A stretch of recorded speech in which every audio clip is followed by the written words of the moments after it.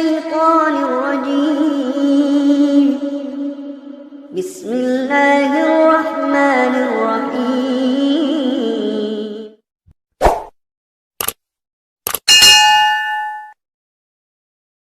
Assalamualaikum warahmatullahi wabarakatuh.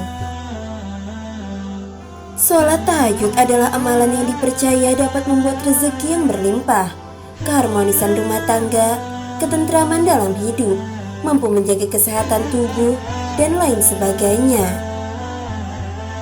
Akan tetapi, ada beberapa hal yang perlu dihindari ketika mengerjakan sholat tahajud, yakni merasa bangga dengan diri sendiri atau bisa dikatakan ria dengan apa yang kita dapat dari Allah Subhanahu wa Ta'ala tanpa memperdulikan sekitar.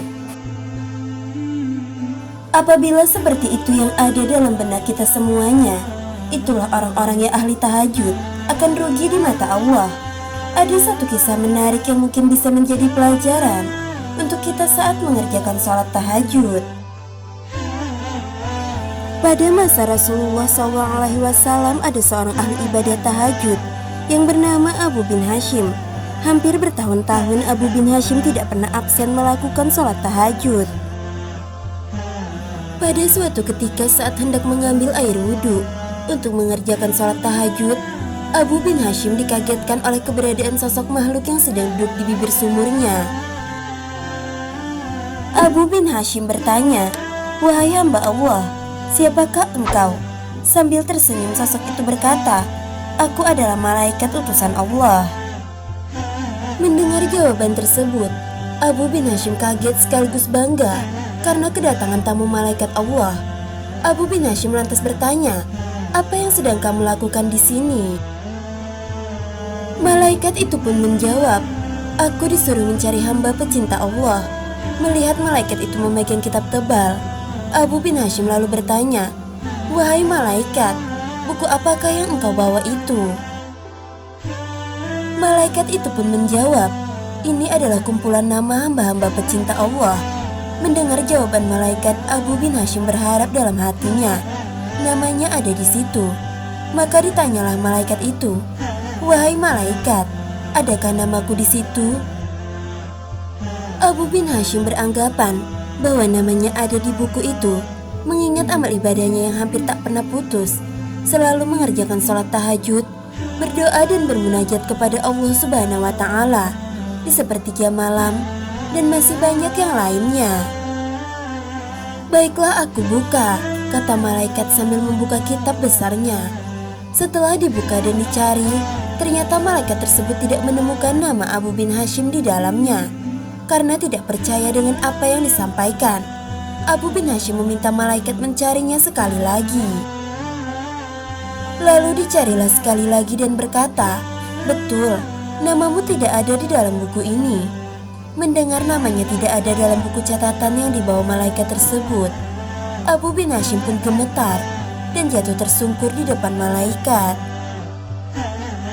Beliau menangis sejadi-jadinya sambil berkata, "Rugi sekali diriku yang selalu tegak berdiri di setiap malam dalam tahajud dan bermunajat, tetapi namaku tidak masuk dalam golongan para hamba pecinta Allah." Melihat hal tersebut, malaikat itu pun berkata, "Wahai Abu bin Hashim, bukan aku tidak tahu engkau bangun setiap malam ketika yang lain sedang tidur. Bukan aku tidak tahu engkau mengambil air wudhu dan kedinginan pada saat orang lain terlelap dalam buaian malam. Tapi ketahuilah, tanganku dilarang Allah untuk menulis namamu." Karena kaget dengan jawaban malaikat, Abu bin Hashim pun berkata, "Apakah gerangan yang menjadi penyebabnya?" Malaikat itu pun menjawab, "Engkau memang bermunajat kepada Allah, tapi engkau pamerkan dengan rasa bangga kemana-mana dan asyik beribadah memikirkan dirimu sendiri.